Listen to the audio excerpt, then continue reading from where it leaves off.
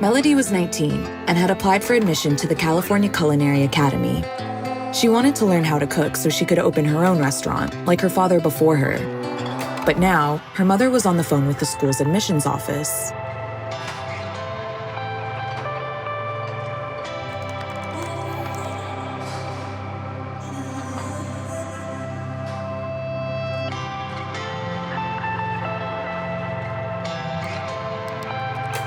Despite that rejection, in 2011, Melody and her husband Russ set out to open their own restaurant in San Francisco. They would make delicious food while providing the types of opportunities for deaf professionals that both Melody and Russ had been denied.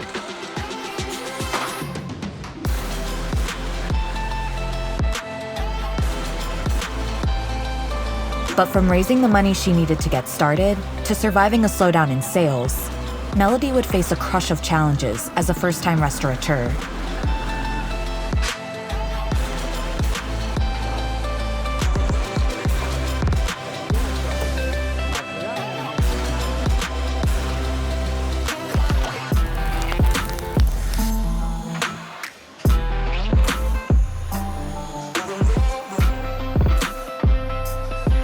You just started your dream business.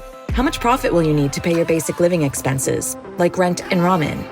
This is a show about the economics of entrepreneurship and founders turning their dreams into reality. This is Ramen Profitable.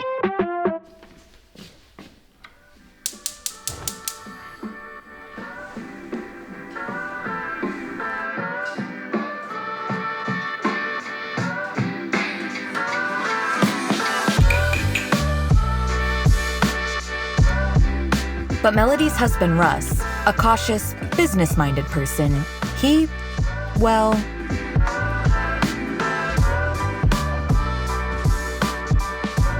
despite that risk, Melody and Russ decided to start a fully deaf-owned and operated restaurant together. They would serve authentic Neapolitan-style pizza. But first, Melody needed to learn how to make it.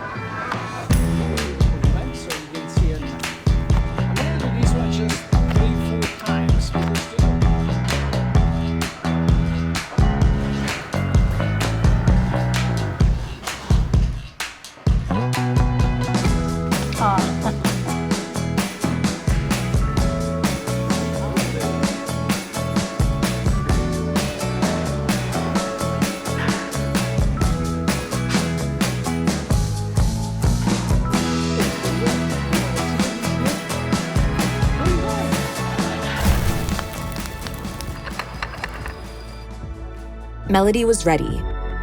With her business plan in hand, she went to her regular bank in search of a small business loan to start her restaurant.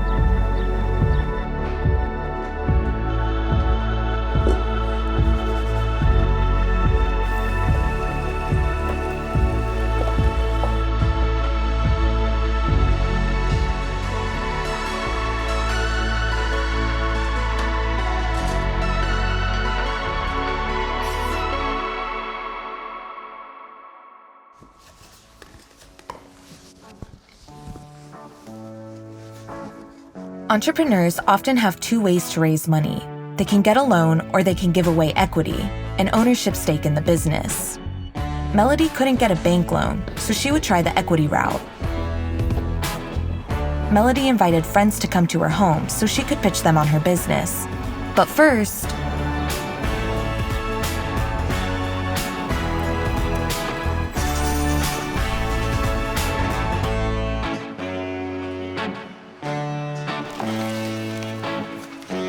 with pizza tasted, Melody had their attention. She made her pitch.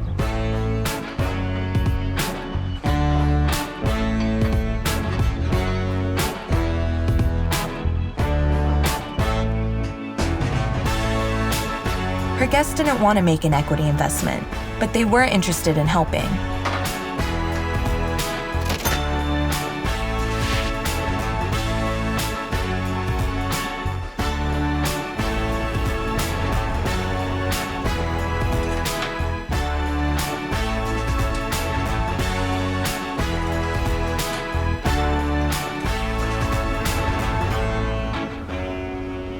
Melody got the loan she needed. She had 5 years to make a profit and pay it back.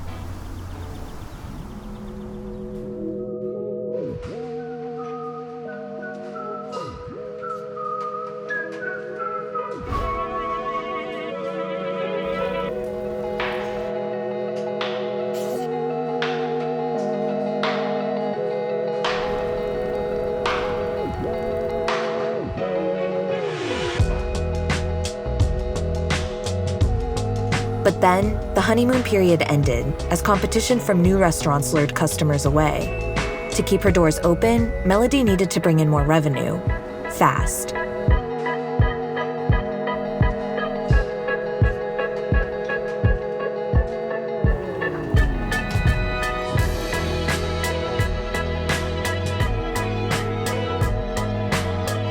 But with declining sales at the restaurant, Melody had to get creative.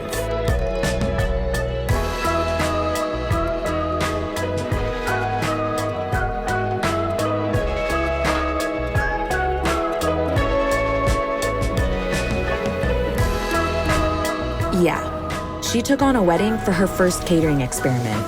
That's bold.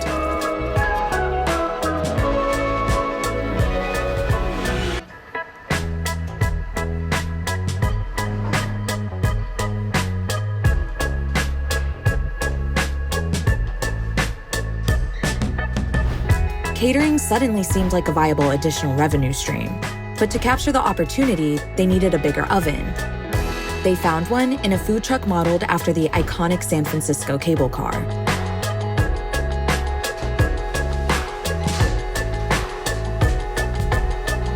Yup, Florida. So Russ and Melody drove it cross-country themselves and made a dope road trip out of it.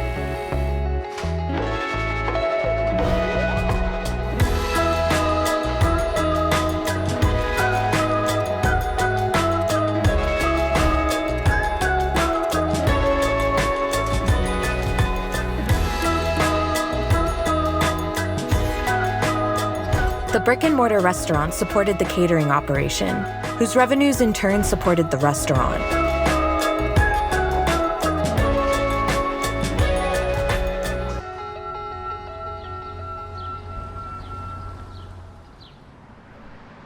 After 7 years of successfully running their business, the changing circumstances of Melody's life made it necessary for her to leave the restaurant behind. She was disappointed, but sold the restaurant and catering business to a nonprofit that supports deaf professionals. And those loans? She paid them all off. But Melody hasn't given up on entrepreneurship, nor working with family. So this is our San Francisco collection. We have them in 2 colors. San Francisco is known for being cloudy and foggy, so we decided to go with fog gray. What are the bags made out of? It's out of post-consumer material. Okay, cool, because we are a sustainable clothing company, so we're definitely interested in using recycled materials.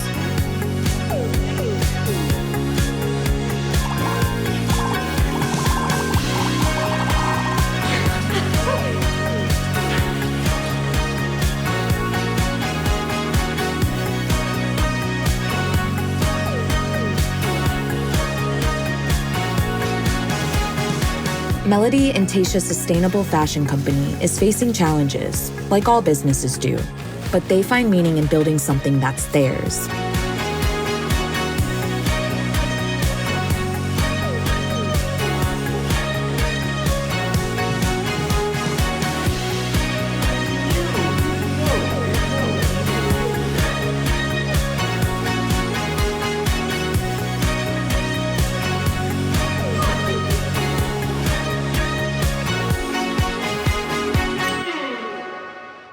I love pizza. Do you have to plate?